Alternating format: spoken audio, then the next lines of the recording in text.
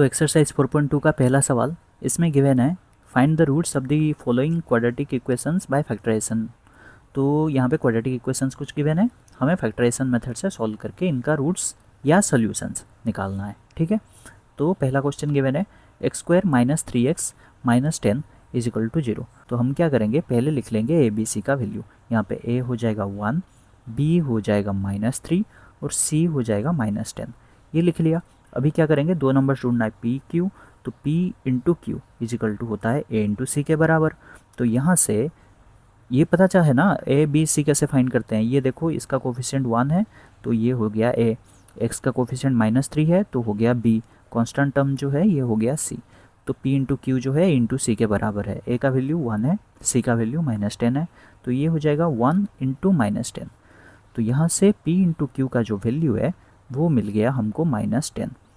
अभी p plus Q find करना है। p प्लस क्यू क्या होगा, p plus Q equal to b के बराबर। तो b का वैल्यू कितना है, b का वैल्यू है -3, तो ये हो गया -3।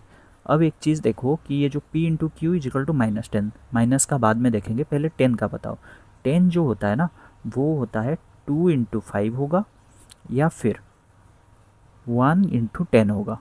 टोटल दो ही नंबर हम लोग ऐसे ढूंढ सकते हैं, दो ही पेयर ऐसे ढूंढ सकते हैं जिनका मल्टीप्लिकेशन 10 हो, दो ही इंटीजर पेयर्स। ठीक है, 2 5 एंड 1 10, ये दोनों हैं। अभी यहाँ पे एक माइनस साइन है, दो नंबर का मल्टीप्लिकेशन नेगेटिव है, इसका मतलब एक पॉजिटिव होगा दूसरा नेगेटिव होगा, या फिर ये नेगेटिव होगा ये पॉजिटिव होगा। तो मैं इसको ऐसे लिख लेता हूँ कि जो दो नंबर होगा आइदर ये माइनस होगा ये प्लस होगा, या फिर ये 2 होगा ये -5 होगा। अब देखो, -2 इंटू 5 -10, 2 इंटू -5 -10। इसमें भी सेम चीज़ करेंगे, -1 इंटू 10 हो जाएगा -10, या फिर 1 इंटू -10 ये हो जाएगा -10। तो अब इन चार पेयर में से कौन सा पेयर चूज करेंगे, उसके लिए दूसरा वाला गिवन है कि p प्लस क्यू जो है ये -3 के बराबर होना चाहिए। यहाँ पे देखो -2 5 कितना हो जाता है 3, तो ये नहीं होगा। यहाँ पे देखो -1 10 कितना हो जाता है 9, तो ये भी नहीं होगा। 1 -10 कितना हो जाता है -9, दोनों को प्लस कर रहे हैं हम लोग, तो ये भी नहीं होगा। कितना चाहिए हमें, -3 चाहिए। यहाँ पे देखो 2 -5 कितना है -3, तो ये होगा। तो हम लोग ये वाला पेयर चूज करेंगे और बाकी सबको हटाएंगे। तो p का वैल्यू कितना होगा 2, q का वैल्यू कितना होगा -5। आप अल्टरनेट भी लिख सकते हो, कोई दिक्कत नहीं है। तो यहाँ से लिख लो कि p का जो वैल्यू है वो हो जाएगा 2 और q का जो वैल्यू है ये हो जाएगा -5। ठीक है, अभी हम लोग क्या करते हैं, ये जो इक्वेशन है इसका पहला टर्म वैसा ही रहने देते हैं, लास्ट टर्म वैसे ही रहने देते हैं। ये जो मिडिल टर्म है इसको बोलते हैं स्प्लिट द मिडिल टर्म। जो फैक्टराइजेशन मेथड है उसका दूसरा नाम यही है कि स्प्लिट द मिडिल टर्म। तो ये -3 को स्प्लिट करके हम लोग लिखेंगे 2 एंड -5। तो ये जो टर्म है ये बन जाएगा अभी x² -3x के जगह लिखेंगे 2x - 5x। तो ये हो जाएगा +2x - 5x -10 इजिकल टू 0। अब क्या करना है, यहाँ पे कॉमन लेना है पहले दो टर्म में से। पहले दो टर्म में कॉमन क्या है, यहाँ पे x कॉमन है, तो यहाँ से मैंने x कॉमन लिया तो हो गया x + 2। अब एक चीज़ मैंने बोला था, ये जो टर्म है इसी को उठा के यहाँ लिख दो, उसके बाद ये टर्म डिसाइड कर लेंगे। तो इसको उठा के यहाँ पे लिख दिया x + 2। अभी ये वाला टर्म डिसाइड करेंगे, तो यहाँ पे क्या लिखूँगा मैं, यहाँ पे देखो -5x है, x है, तो दोनों को डिवाइड करोगे तो -5 आएगा, तो यहाँ पे लिखूँगा -5। तो यहाँ पे लिख लिया मैंने -5। अब देखो मल्टीप्लाई करके -5 इंटू एक्स -5x आ रहा है, -5 इंटू 2 -10 आ रहा है, हो गया ना सही। तो अब इजिकल टू क्या है 0।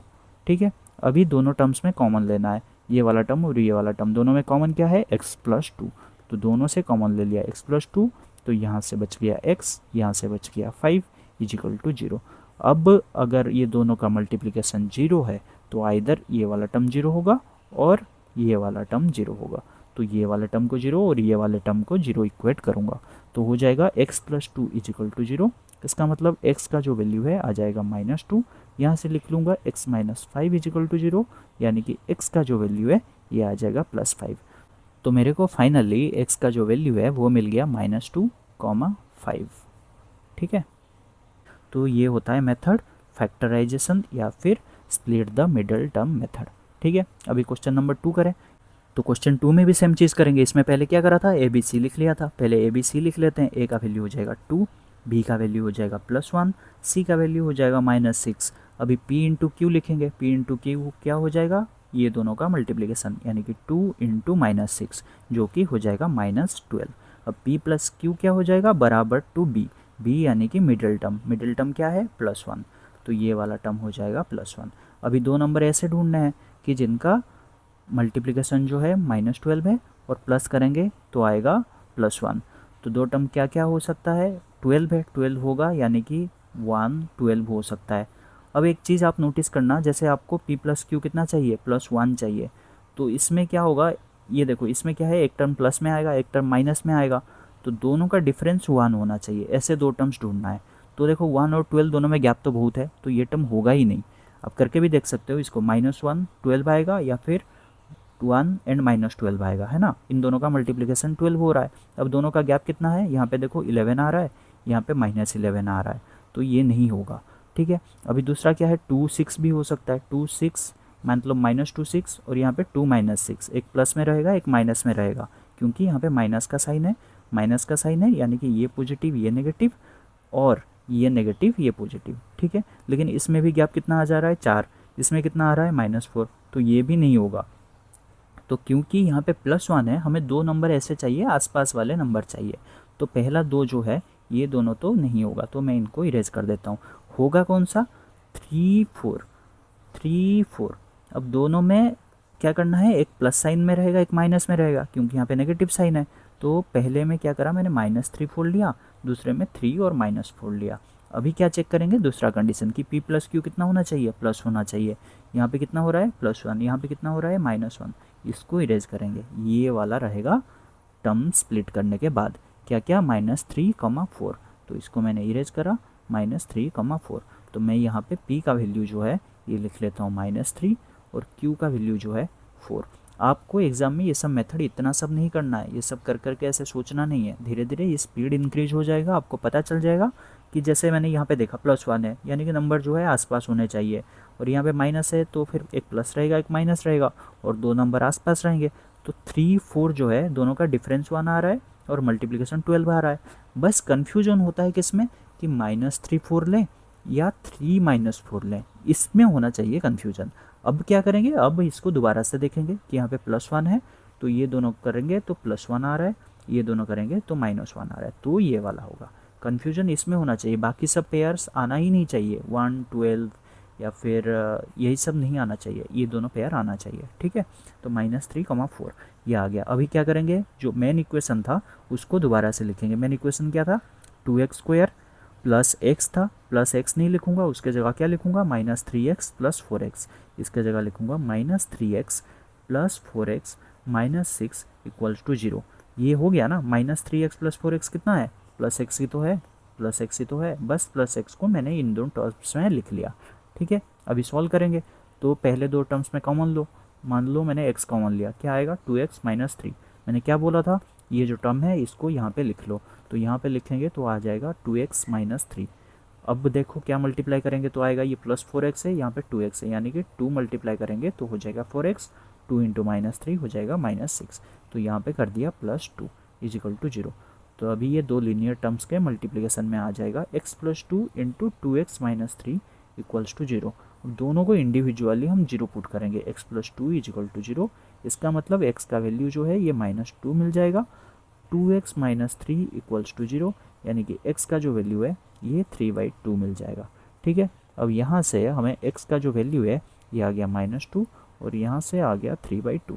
तो x का वैल्यू हमें मिल गया -2, 3/2। देखो अभी हम लोग ABC नहीं लिखेंगे, आप लोग एक्सपर्ट हो गए हो।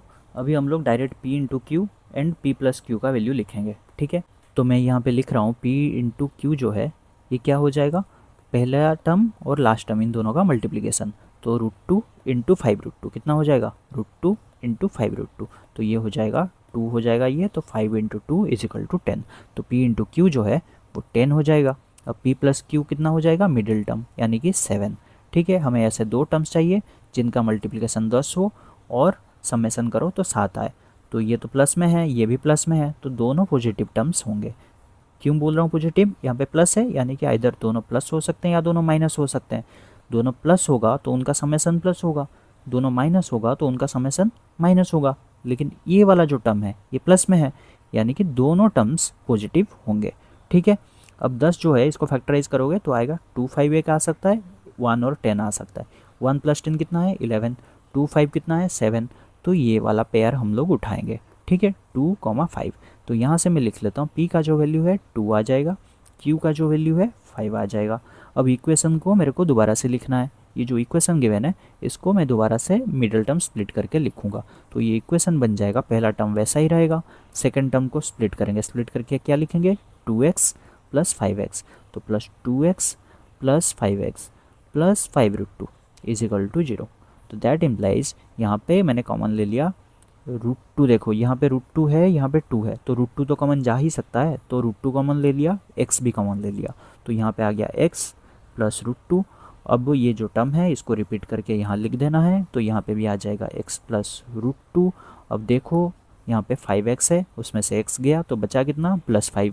तो यहाँ पे लिख लिया मैंने +5 = 0। तो यहाँ पे आ जाएगा √2x + 5 × x + √2 = 0। अब दो लीनियर टर्म्स मिल गए, अब दोनों को सेपरेटली इक्वेट करूंगा कि √2x + 5 = 0। दैट इम्प्लाइज x का जो वैल्यू है ये आएगा -5/√2। ठीक है, यहाँ पे x + √2 जो है बराबर टू 0, यानी कि x का जो वैल्यू है ये आएगा -√2। तो अभी फाइनल जो x का जो वैल्यू है ये हमें मिल गया -5/√2, -√2। ये हो गया आंसर। अभी नेक्स्ट क्वेश्चन में थोड़ा जल्दी बताओ मेरे को, P × Q क्या होगा। P × Q क्या होगा, पहला टर्म इंटू लास्ट टर्म। यहाँ पे 2 है, यहाँ पे 1/8 है, तो दोनों को मल्टीप्लाई करोगे तो आएगा 2 × 1/8, ये हो गया 1/4। P + Q कितना होगा, P + Q मिडिल टर्म होगा यानी कि -1 होगा। तो हमें इससे दो टर्म्स चाहिए जिनको अगर मल्टीप्लाई करेंगे तो ये आएगा +1/4, और अगर दोनों को प्लस करेंगे तो -1 आएगा। तो कैसे पता चलेगा कि कौन सा टर्म पॉजिटिव होगा कौन सा नेगेटिव होगा, क्या होगा। यहाँ पे पॉजिटिव है यानी कि दोनों टर्म्स इधर पॉजिटिव होंगे या फिर दोनों टर्म्स नेगेटिव होंगे। अगर दोनों टर्म्स पॉजिटिव होते हैं तो उनका प्लस भी क्या आना चाहिए, पॉजिटिव आना चाहिए। लेकिन यहाँ पे है क्या, नेगेटिव है, तो इसका मतलब दोनों तो पॉजिटिव टर्म नहीं होंगे। तो अभी बचा क्या, दोनों नेगेटिव टर्म हो सकते हैं। तो दोनों अगर नेगेटिव होते हैं उनका प्लस भी नेगेटिव आएगा, इसका मतलब दोनों टर्म्स जो हैं ये नेगेटिव होंगे। ठीक है, अभी हमें पता चल गया दोनों टर्म्स नेगेटिव होना चाहिए।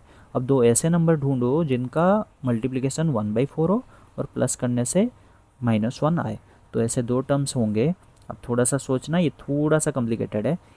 तो 1/4 जो है दो ऐसे टर्म्स होंगे 1/2, 1/2। अब देखो 1/2 1/2 1 आता है, लेकिन साइन कौन सा लगाएंगे, मैंने बोला था दोनों नेगेटिव होंगे, तब जाके वो ये सेकंड कंडीशन जो गिवन है ना कि P + Q = -1, इसको सेटिस्फाई करेंगे। तो दो नंबर होंगे -1/2 -1/2। तो P जो है ये हमें मिल जाएगा यहाँ से -1/2, Q जो है -1/2। यहाँ पे कुछ इंटीजर नहीं मिलेगा मल्टीप्लिकेशन में, क्योंकि ये जो है ये खुद ही फ्रैक्शन में है 1/4। तो अब इंटीजर दोनों को मल्टीप्लाई करोगे तो फ्रैक्शन कैसे आएगा, तो इसीलिए दोनों फ्रैक्शंस में है। तो इसमें थोड़ा ज़्यादा कन्फ्यूजन होता है, क्योंकि 1/4 × 1 भी हो सकता है, बहुत सारा पेयर बन सकता है ना, तो इसमें थोड़ा सा सोचना है आपको। तो ये हो गया -1/2 -1/2। अभी सॉल्व करेंगे तो वैल्यू आएगा, क्या करना है, पहले इक्वेशन को लिखेंगे दोबारा से 2x², यहाँ पे -x है, उसके जगह क्या लिखेंगे -1/2x -1/2x। तो यहाँ पे लिखा -1/2x -1/2x + 1/8 = 0। अभी कॉमन लेना है, कॉमन क्या लेंगे, यहाँ से ले लो कॉमन 2x कॉमन ले लो। ठीक है, 2x कॉमन ले लो, तो यहाँ पे रहेगा x, यहाँ पे रहेगा x तो कॉमन चला गया और इसमें 2 चला गया, 2 चला जाने से ये 1/4 हो जाएगा। तो ये हो गया x - 1/4। अब ये जो x - 1/4 है इसको दोबारा से यहाँ पे लिख दो x - 1/4। अब पहले टर्म में क्या जाएगा, x, यहाँ पे x जाएगा तो बच जाएगा -1/2। तो यहाँ पे लिख लेता हूँ -1/2। तो ये -1/2 हो गया, तो ये हो जाएगा -1/2 × -1/4 1/8 सेटिस्फाई हो रहा है। तो हमें ये मिल गया फैक्टराइजेशन करने के बाद। अभी क्या करेंगे, इसको लिख देंगे लीनियर टर्म्स के मल्टीप्लिकेशन में। पहले टर्म सेकंड टर्म दोनों में कॉमन कौन सा है, x - 1/4 लिख दिया। अब क्या बच गया 2x - 1/2। तो यहाँ पे लिख लो 2x - 1/2 = 0। अभी दोनों को सेपरेटली लिखो, कि x माइनस 1/4 इक्वल्स टू 0, तो यहाँ से x का वैल्यू मिल जाएगा 1/4। अभी देखो 2x माइनस 1/2 इक्वल्स टू 0, यहाँ से x का वैल्यू मिल जाएगा 1/4। अभी फाइनली मेरे को जो x का वैल्यू मिला वो मिल जाएगा 1/4 कॉमा 1/4। ठीक है, अभी एक चीज़ नोटिस करो, यहाँ पे तो दोनों टर्म्स इक्वल है। अभी मैं डायरेक्ट खाली लिख सकता हूँ ना x इजिकल टू 1/4, दो टर्म्स लिखने की ज़रूरत नहीं है। तो x इजिकल टू 1/4 अगर आ गया तो रूट्स कितने बन गए, टोटल कितने रूट्स हो गए 1। बाकी यहाँ पे 2 आ रहा था, सारे क्वेश्चंस में 2 आ रहा था, इसमें कितना आ रहा है 1। इक्वेशन कौन सा है, क्वाड्रेटिक इक्वेशन। मैंने बोला था कि क्वाड्रेटिक इक्वेशन जो है उसमें डिग्री 2 होता है, यानी कि रूट्स जो हैं वो भी 2 होना चाहिए, 2 रूट्स मिलने चाहिए। लेकिन यहाँ पे 1/4 आ रहा है, एक ही रूट आ रहा है, तो इसका मतलब मेरा जो थ्योरी है वो गलत हो गया क्या? नहीं हुआ गलत। यहाँ पे देखो 2 ही रूट्स आ रहे थे, x इजिकल टू 1/4 1/4, दोनों बराबर आ रहे हैं, तो हम लोग इसको कभी कभी लिख लेते हैं x इजिकल टू 1/4। लेकिन 2 ही रूट्स आ रहे हैं, क्योंकि क्वाड्रेटिक इक्वेशन है तो उसका डिग्री 2 आएगा, और डिग्री यानी कि नंबर ऑफ़ सॉल्यूशंस, तो नंबर ऑफ़ सॉल्यूशंस जो है ये भी 2 ही आएगा। तो यहाँ पे 2 ही आ रहा है, 1/4 1/4। रिपीट हो रहा है वो अलग बात है कि दोनों रूट्स इक्वल होंगे। ठीक है, इसके बारे में हम लोग आगे और पढ़ेंगे। अभी लास्ट क्वेश्चन यहाँ पे गिवन है कि 100x² minus 20x plus 1 equals to 0। तो यहाँ पे पहले p इंटू क्यू का वैल्यू लिखो, p इंटू क्यू कितना हो जाएगा, यहाँ पे 100 है, यहाँ पे 1 है, 100 इंटू 1 यानी कि हो जाएगा 100। p प्लस क्यू कितना हो जाएगा, बीच वाला टर्म यानी कि -20। हमें दो ऐसे नंबर्स ढूंढने हैं जिनका मल्टीप्लिकेशन जो है 100 होगा, प्लस करेंगे तो -20 होगा। आइदर दोनों पॉजिटिव हो सकते हैं या दोनों नेगेटिव हो सकते हैं, क्योंकि ये पॉजिटिव है। ठीक है, अब दोनों पॉजिटिव होगा तो ये भी पॉजिटिव होना चाहिए, तो दोनों पॉजिटिव नहीं होगा। अब दोनों नेगेटिव होगा तो ये भी टर्म नेगेटिव होगा। ठीक है, और ये जो टर्म है ये नेगेटिव है, यानी कि दोनों टर्म्स नेगेटिव होंगे, ये याद रखना। ठीक है, अभी p इंटू क्यू जो है 100 है, तो अभी ऐसे कितने पेयर्स बनेगा, बहुत पेयर बन सकते हैं। लेकिन 10 इंटू 10 जो है 10 10 कितना है 20 है, ये दोनों मेरे को सही लग रहा है। लेकिन दोनों के पास में कौन सा साइन लगेगा, माइनस का साइन, तब भी जाके -10 -20 बनेगा। तो पेयर जो है बनेगा -10 -10। तो p का जो वैल्यू है वो हो जाएगा -10, और q का जो वैल्यू है वो हो जाएगा -10। ठीक है, अभी मैं इक्वेशन को दोबारा से लिखूंगा, ये जो इक्वेशन है इसको दोबारा से लिखूंगा तो क्या आएगा, पहला टर्म तो जो भी है वही आएगा, तो पहला टर्म सेम रहेगा 100x²।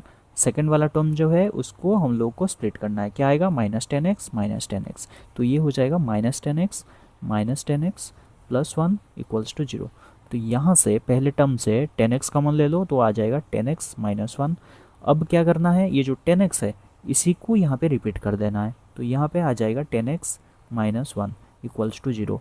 अब एक चीज़ देखो कि यहाँ पे -10x है, यहाँ पे 10x है, तो कॉमन क्या जाएगा -1, तो -1 इंटू 10x हो जाएगा -10x। तो यहाँ पे लिख लेता हूँ -1। अब टर्म्स को साइड से बाय साइड लिख लो कि ये हो जाएगा 10x माइनस 1। ठीक है, क्या करा हमने, इन दोनों में ये वाला टर्म कॉमन ले लिया। अब यहाँ पे 10x बच गया, यहाँ पे -1 बच गया, इज इक्वल टू 0। अब दोनों को लिखो अलग से, 10x माइनस 1 इक्वल्स टू 0 होगा, और यहाँ पे भी 10x माइनस 1 इक्वल्स टू 0 होगा। तो यहाँ से x का वैल्यू मिल जाएगा 1/10, और यहाँ से x का जो वैल्यू है ये मिल जाएगा 1/10।